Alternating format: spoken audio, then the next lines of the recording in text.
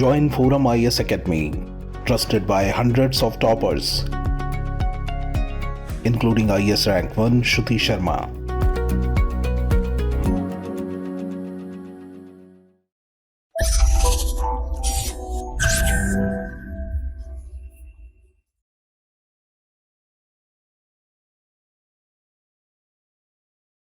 Hello and welcome to ForumIAS. Today is 12th July 2023 and these are all the articles that we are going to discuss today. Moving to the first article, this also comes in line of the World Population Day which happened on July 11.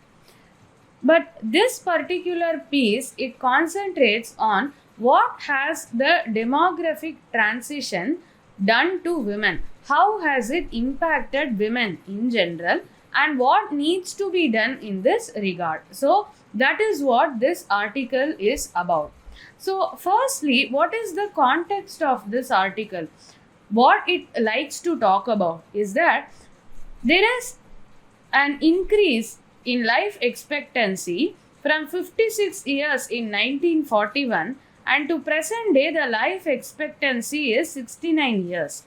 So what has happened is in a span of almost 75 years, there has been a rapid decline in mortality. So if mortality has decreased, more people live longer, what happens is it changes the reproductive decisions of couples. They think that if I have 2 children, they'll live up to a healthy age. It's not like I have to give birth to 4 children and only 2 of them would survive. That is not the situation today because of rapid decline in mortality. And this has led to decline in TFR from 5.7 in 1950 to 2.1 in 2019, which means that in 1950, an average woman was having 5 to 6 children. And in 2019, an average woman is having 2 children. Okay, so this is the meaning. Because of the increase in life expectancy, TFR, that is the total fertility rate. Total fertility rate. What does this mean? Within the reproductive age group of 15 to 49 years, how many children a woman is having? That is TFR. And that has very much decreased from 5 to 6 children to 2 children. So this has led to this.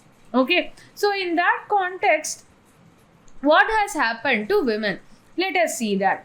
So if there were 4 children, like in the earlier times, the chance of not having a son was a mere 6%. But if there are 2 children, the chance of not having a son went up to 25%. Why generally sons are preferred? It is because of the general social norms, patrilocal kinship patterns. What does this mean? Generally, after marriage, a woman goes to her husband's house, right? And the son of that house stays with the parents. So it is patrilocal in nature.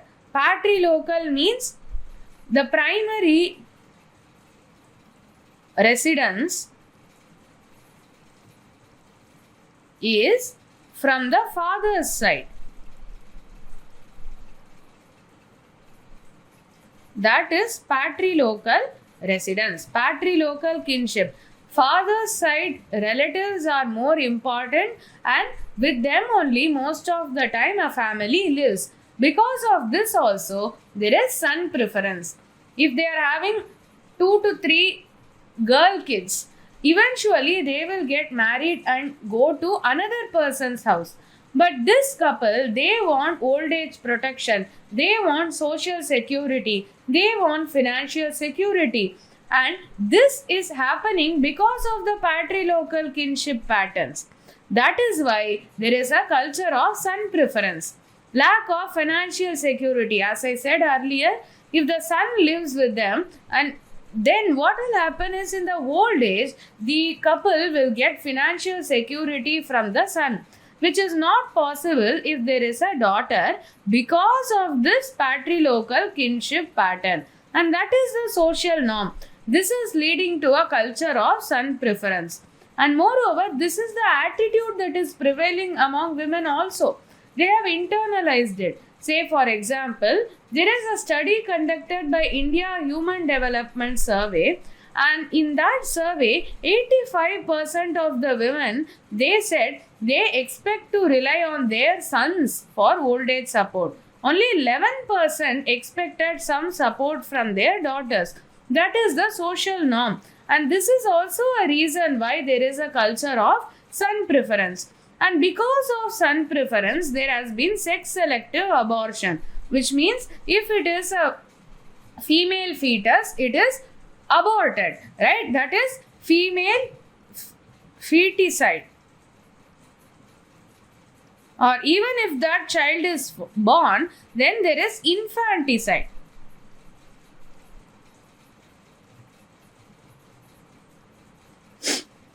So because of this son preference culture, there has been sex selective abortion, which has led to female feticide, neglect of sick daughters, that has led to infanticide.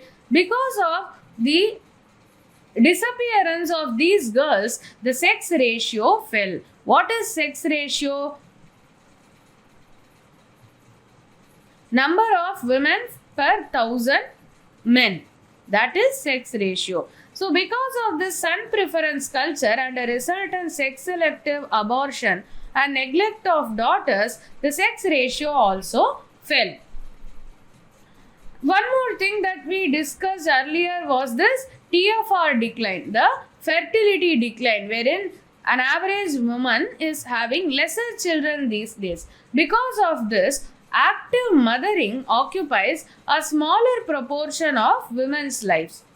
So, how many years a woman spends in caring for her children, that has also reduced. Here, the survey says that under 5 children care, the number of years a woman spends caring for children under 5, it has declined from 14 years to 1992 to 93 to 8 in 2018 to 20, because there are lesser number of children, lesser number of under 5 children. So obviously the amount of time that is spent on active mothering, it has reduced.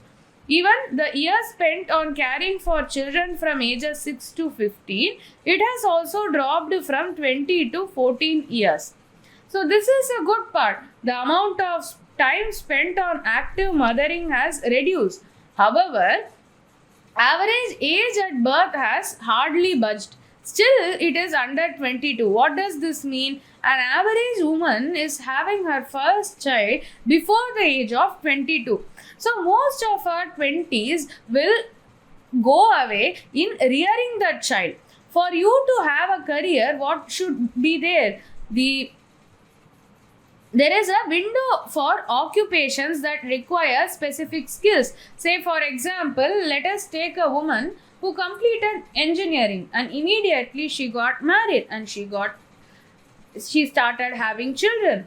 But when she is out of that child care, she will be almost 30 years old. So she has missed that window for occupations that require specific skills. She would have forgotten the engineering that she studied. Right? So this is the peril of having children earlier. Children at the age of 22. She would have missed the opportunity to create a career. So at the end of the day, after she is done with her children, she enters the job market. Only unskilled work is open to them, and this pays less also. So at the end of the day, what happens? They are ultimately dependent on men. So what has happened is, because of rising life expectancy, the proportion of female population age 65 and above, it has increased from 5% to 11%, and it will even go to 21% by 2050. The general increase in life expectancy also means there is a general increase in life expectancy of women also. Only 18% of men above age 65 are widowed, but 55% of women above the age 65 are widowed, because generally women marry elder men, and that is also one of the reason the wife outlives the husband. And at the end of the day, this widowed wife will be dependent on the son, because she doesn't have access to savings, she doesn't have property, and it results in dependence on children, mainly the sons. And again, this is the reason why there is son preference.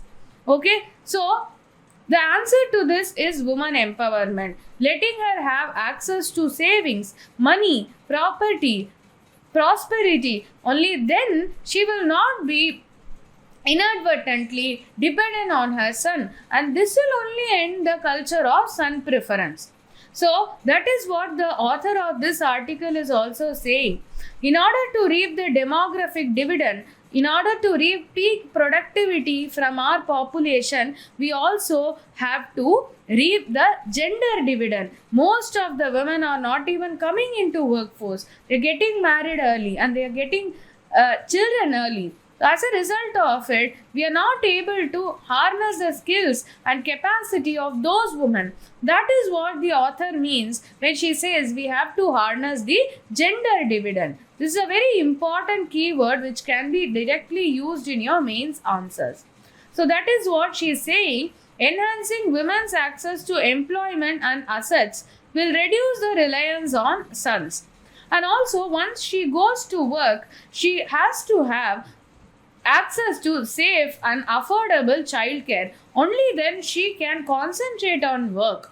A World Bank evaluation, a study conducted by World Bank in Madhya Pradesh, it saw that if there is expansion of Anganwadis to include a creche facility, it will increase the work participation of mothers. What we can do in this regard? What measures can the government take in this regard? The author of this article is suggesting an innovative measure. She says that staffing creche is an acceptable form of work under National Rural Employment Guarantee Scheme. Under MGNREGA, the workers who are getting registered under this Mahatma Gandhi National Rural Employment Guarantee Act, the women in this scheme, they can be staffed in creches. So they can be helped to staff creches. So already the NREGA workers are taking care of physical infrastructure, right? They are building physical infrastructure like irrigation, ponds, etc. Why not use them to develop social infrastructure? That is one suggestion. Another suggestion is using the self-help groups, harnessing the self-help group movement so that they are allowed to set up neighborhood child care centers or creches in urban as well as rural areas. If the child care part is taken care of, the woman would probably enter the workforce. Okay. Let us go to the second article. It is about Chandrayaan III. We all know that this Chandrayaan III mission will be launched in a few days, right? On July 14 at 2:35 p.m. So in this context, we will look at the Chandrayaan's journey and we will see what are its benefits also. Initially, there was Chandrayaan I and it was launched in October 2008. And PSLV, the Polar Satellite Launch Vehicle, was used to launch this mission. And this Chandrayaan I, it consisted of the following payloads. It consisted of a lunar orbiter that is meant to go around the moon. It will orbit the moon, and an impact probe. So this impact probe, it should hit the south polar region of the moon and it will generate data relevant to designing a lunar rover. So this data was only used by Chandrayaan II. And this Chandrayaan I mission established the availability of water molecules on the moon. And it also carved the national flag of India on the moon. But this mission did not last for 2 years as planned earlier. But it already had achieved most of its scientific objectives. Then we had Chandrayaan II mission in the year July 2019, and it was launched using Geostationary Satellite Launch Vehicle GSLV. And the payloads in Chandrayaan II were moon lander that carried a rover to be released on the moon. So there was a lander. The lander's name was Vikram. And there was a rover. The rover's name was Pragyan. So these two were the components of the Chandrayaan II. This lander carried the rover, and once the lander will land on the surface of the moon, it will release the rover. And the rover will go around the surface of the moon and it will collect data and samples. But this lander crashed on the lunar surface, and the rover also did not detach from the lander. Now, Chandrayaan III is coming up, and it will be launched using Launch Vehicle Mark III. Launch Vehicle Mark III. That will be used to launch. Okay. And there will be a lander attached to a propulsion module. So this propulsion module will carry the lander. Okay. And it will carry it to the circular orbit around the moon. And then the lander will descend to the surface of the moon. And again, like in Chandrayaan II, the lander also will carry a rover. And once the lander lands on the moon, it will deploy the rover on the moon and also some other pieces of scientific equipment. The operational life of the lander and rover is 2 weeks. So what is aimed by virtue of this Chandrayaan III mission is to know about the chemical composition of the lunar surface, to know about the local seismic activity, plasma concentration. These are all the scientific objectives of Chandrayaan III. And this Chandrayaan III has a component called as spectropolarimetry of habitable planet Earth, SHAPE. So this particular instrument, it will track the radiation from the Earth. So we all know we live in Earth and we know that there is life in Earth. So by scanning the radiation from the Earth, there will be markers of life in that radiation. So using that data, we can see if there is life in the exoplanets, in the habitable exoplanets. So the SHAPE will give the baseline data about markers of life, identify the signatures of life. It will scan the Earth only. The SHAPE will go to the moon and it will scan the radiation of Earth to know what are the signatures of life. And this data, this information would be used to see whether there is life in the habitable exoplanets. What is the importance of these missions? These missions are collaborative global efforts and they strengthen scientific exchange and camaraderie between countries. There is cooperation. Even NASA has a mission, moon mission known as Artemis. In this mission, several countries are cooperating. So this kind of missions, these missions, they improve the collaborative global efforts. So using the data that is collected, using the research that is obtained from Chandrayaan III, in future missions, the south polar region of the moon can be explored.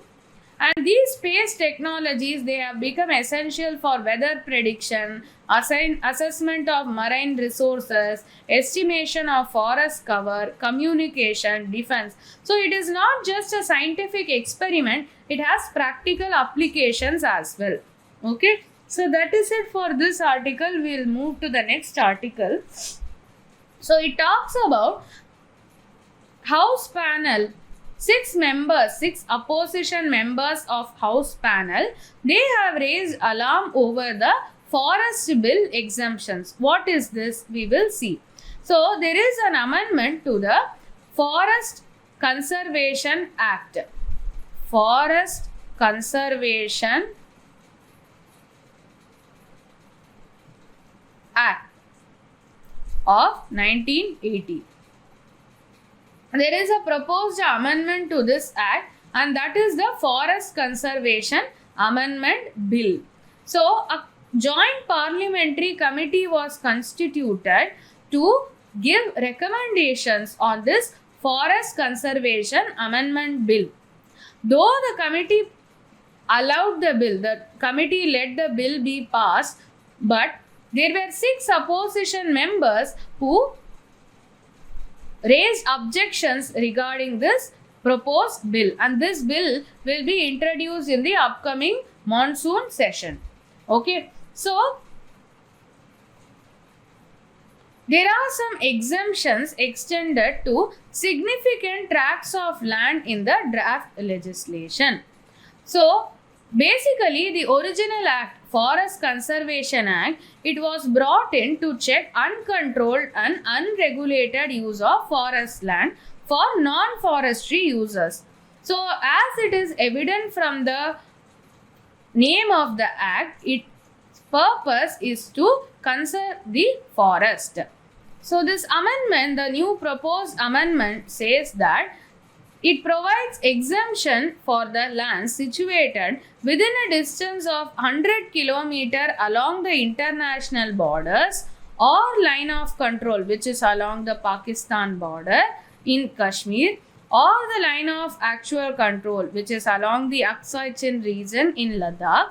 So whichever forest land that is situated within a distance of 100 km along these international borders, they will be provided an exemption for construction of strategic linear projects of national importance and concerning national security. What these dissenting members in the House panel said was this clause, it could be detrimental to significant forests in the Himalayan, Trans-Himalayan and Northeastern regions. These borders are in these areas. If there is any exemption that is provided, it will affect the forest well. Clearing such forests without proper assessment, without a mitigation plan, it will threaten the biodiversity of the vulnerable region. This region is ecologically sensitive. This region is geologically sensitive. And without any assessment, without any mitigation plan, if these forests are cleared, it will be a danger to biodiversity. It could also trigger extreme weather events. Today we are seeing, because of monsoon, there has been a large scale devastation in the state of Himachal Pradesh. If we are continuing with such unabated usage of forest lands for defense or any other purposes per se, it might trigger extreme weather events. So what these dissenting MPs said was that the state governments concerned, they also should be consulted before clearing forests in such sensitive areas.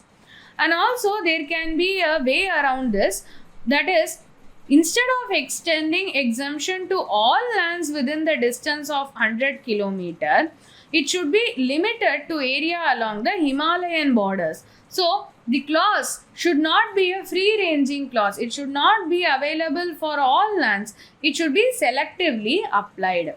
So that is what has been flagged by the dissenting members of the Joint Parliamentary Committee on the Forest Conservation Amendment Bill. We will see more about this when the bill is introduced and more debates happen. Then this will be discussed in the editorial section. At that time, we will see about it in a much detailed manner.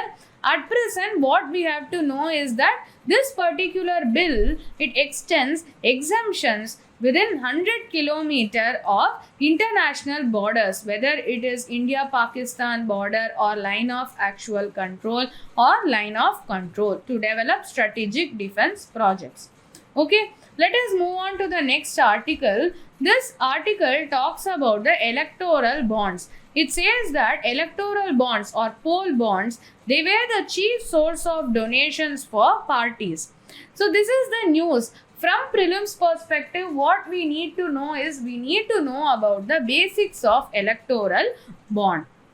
So it is a way to donate to political parties. It is like a demand draft, but this is having a specific purpose. Once you buy this particular bond, it can be used, it can be encashed only for donation to political parties, and it bears the name of the party that the donor donates, and it is anonymous. That is, it doesn't have the name of the donor. It will only have the name of the political party to which this money is donated to. Okay. Who can buy an electoral bond? Any Indian citizen, any body incorporated in India, whether it is a private body, public body, one-person companies, and it should be based in India. Or Indian subsidiaries of foreign companies can also buy electoral bonds, but foreign companies are not allowed to buy electoral bonds. And who can receive? Which political parties can receive donations via electoral bonds? Any political party that is having greater than 1% votes in the previous Lok Sabha election or state assembly election. And there has to be one State Bank of India bank account, and that will be specified account in which the money from the EBs will be received in this particular SBI account only. It can't go to any other account. And Election Commission must be notified that this is our designated account in State Bank, and to this account only the electoral bonds will be encashed to. Okay. And it cannot be purchased anytime. It can be purchased in the beginning of each quarter, and that too for 10 days. It can be purchased from 1st to 10th January, 1st to 10th April, 1st to 10th July, 1st to 10th October. So it is available only for a short window of time.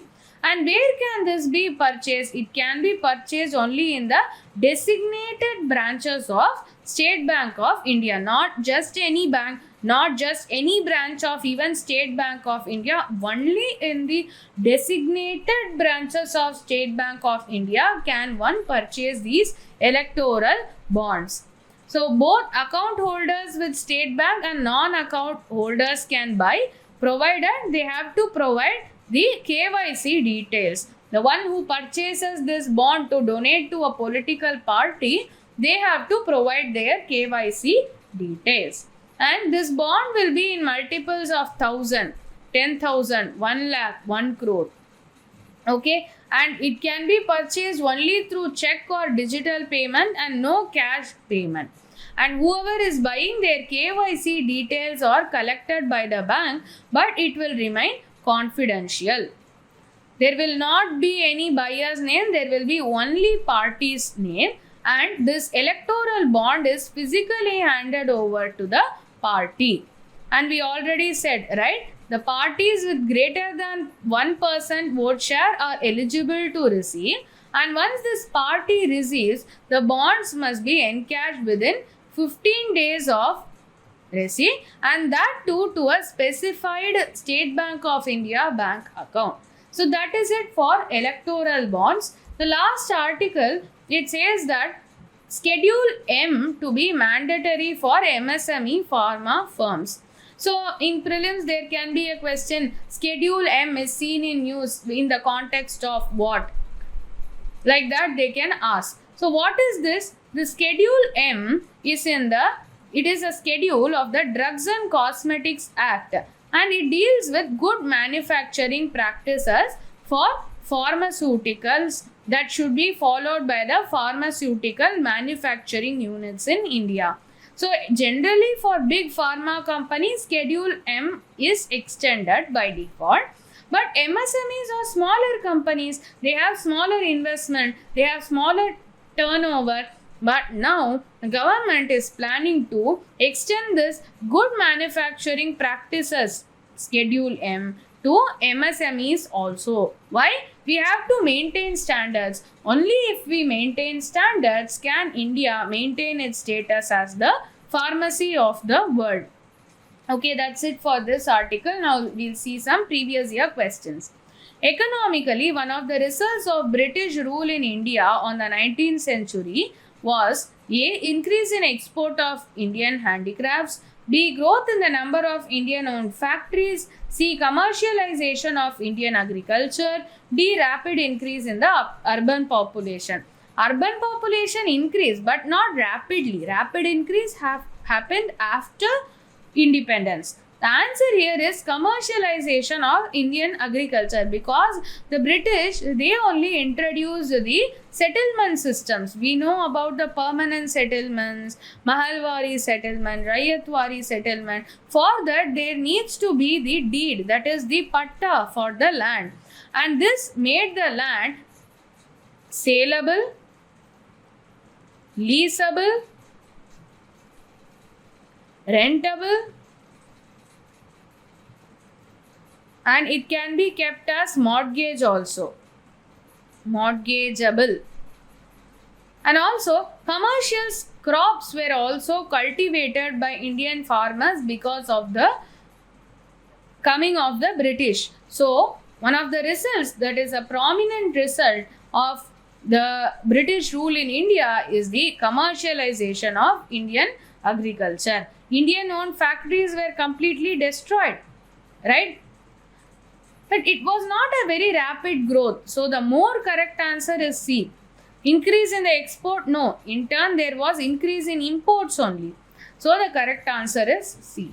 Next question. In which of the following areas can GPS technology be used? Mobile phone operations, banking operations, controlling power grids. In all these, the GPS technology. The GPS technology we use in Google Maps, right?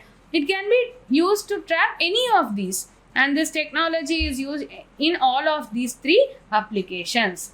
Next, the Reserve Bank of India manages the serve and services Government of India securities, but not any state government securities. This is wrong. It manages and services both central government as well as state government securities. Treasury bills, which are the short-term money market instruments, they are issued by the Government of India, and there are no treasury bills issued by state governments. That is correct. State governments cannot issue treasury bills. Treasury bills are often issued at discount from par value. Yes, that is correct. So, say for example, this is a treasury bill, and in the face value, it is written, it is a 100 rupee treasury bill. But it is issued at discount. That means this particular bill is purchased for 96 rupees. Okay. And this 4 rupees difference, that is the interest. Okay. So, generally in a government bond, there will be coupons. That is the interest. The coupons will be attached to the government bond. And once you, at the end of every financial year, the bearer of that government bond, they will take the coupon and they will encash it. But in treasury bond, there are no coupons like this, because it is sold at discount from the par value, and the difference is considered as the interest. So we already know that 1 is wrong, 2 and 3 are correct. So the answer here is C. So that's it for today's discussion. Follow us on all the social media platforms. This is 𝐂𝐡𝐚𝐬𝐫𝐢 signing off. All the best. Thank you.